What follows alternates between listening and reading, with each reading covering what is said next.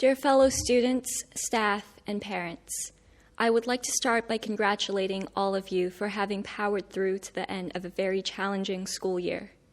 At times over the last few months, I have wondered how much time I have left with my friends, the people I have become so used to seeing each day. I used to wonder whether speech day would be happening, but I guess we all know the answer to that now. Since February, I have learned two main things from my lockdown experience. The first being human nature poses both a threat to itself and to the environment.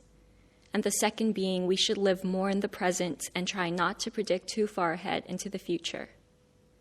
Lockdown has certainly given me time to keep up regularly with world events and news.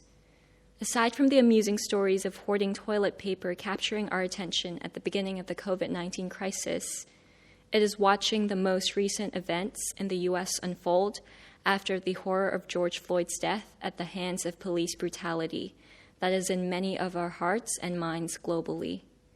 I believe it highlights the need for people to stand together and continue to tackle racial injustice across all countries. As Desmond Tutu has said, if you're neutral in situations of injustice, you have chosen the side of the oppressor. As difficult as this year has been, I want each and every one of you to take away the fact that you are not alone, and that we have all come out on the other end of it more resilient, aware, and appreciative. Focus on the positives. Focus on what we have accomplished. We are more resilient individuals because of our determination and flexibility to face a new style of education. We are also now more educated on societal issues, and now we must continue to research, empathize, and actively stand by those who are less privileged. To my teachers, I cannot thank you enough for the tremendous support you have given me throughout my years at Harrow. I would not be where I am without your guidance and words of encouragement. To my head of house, Mr. Downs, I will miss our secret handshakes, but more importantly, thank you for believing in me through my journey. When I faced the tough news that I was not accepted to my dream school, you sat me down and told me that even if you left me in the midst of Timbuktu, you knew I'd still build a palace. To my mom, thank you for getting up at 5 a.m. every day to take me to school. You have so much on your plate, raising my brother and I alone while running a company and taking care of my grandparents. I don't know how you do it. You are the strongest, kindest woman I know. Thank you for being my best friend. To the class of 2020, we're out.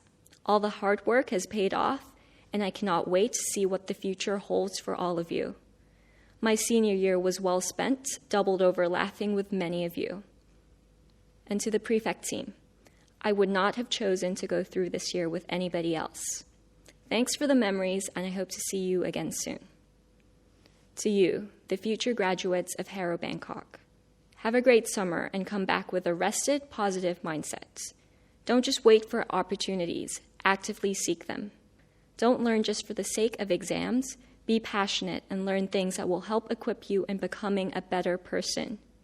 And as future leaders of the world, remember to be kind and stand together against injustice and for what you believe in. Thank you. I would now like to hand over to our head boy, Finn. Good morning, students, staff, and parents. The line, "That which does not kill us makes us stronger," from Nietzsche's Beyond Good and Evil, bears a salient role in my personal frame of mind, and is potent now more than ever. Though likely more identifiable from Kelly Clarkson's 2011 pop hit song Stronger, Nietzsche's philosophy here has profound importance on the lessons we learn and take away from this academic year. It is undeniable that this academic year has presented its challenges. Flashback to a year ago today, when I had the great opportunity to take on the role of head boy. This is far from how I thought I would be delivering my last speech on the last day of school. Seeing our community face an almost continuous succession of uncertainties and struggles, there is no doubt that this year has been at times both disappointing and difficult to deal with. The ways in which we have reacted and adapted as both individuals and as a whole community, however, is commendable. From seeing personal relations and bonds between students grow stronger than ever, to developing a greater appreciation for the incredible privilege we hold in our everyday lives. It is my belief that the ongoing socio-political climate has facilitated greater kindness, awareness, and resilience amongst all of us. This success is indicative of the strength of the Harrow family and global community. Crucial to moving forward, then, is taking Nietzsche's philosophy, or Clarkson's song if you prefer, in stride and learning from our experiences. Connecting our academic studies with real-life application and experiences allows us to develop greater personal strength, empathy, and understanding.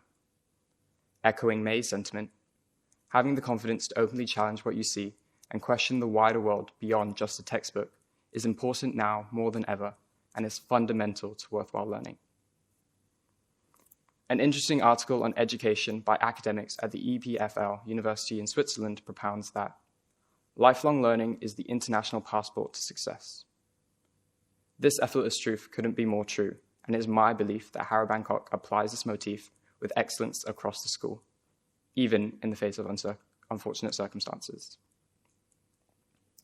I have the utmost respect and gratitude for the people around me that have given me a top-tier education, and I'm forever indebted to the phenomenal teachers, peers, and friends that have shaped me into the person I am today. To my tutors, Mrs. Willis and Ms. Kiad, thank you both for the life lessons in learning to say no, being resilient, and mindfulness, all of which I'm sure will serve me in great stead for my future. My A-level teachers have been paramount in making the last 2 years feel like a joy and a privilege rather than a struggle, and I'm very thankful for their continued support and guidance. In particular, thank you, Mrs. Wilson, for instilling within me a passion and thirst for knowledge. Your many after-school revision classes and motivational conversations have kept me level-headed many a time and made me understand how imperative academic appreciation is to success. My parents, too, have been sensationally supportive and helpful in getting me through. Though most of you may know them as the slightly E-zone obsessive Mr. Prout and geography-loving Mrs. Prout, I know them as my E-zone obsessive dad and mum. Thank you both for the life lessons, love, and support. I owe you the world. It is with both pride and deep sadness that today I say goodbye to the community I've called home for 14 years. In both a figurative and a literal sense, as my house is sited on campus, and say goodbye to the people that have become indispensable to my life experience so far. I have hope that the graduating class are equipped with a passport for success and cannot wait to see the great achievement that this community produces from within every individual. Thank you.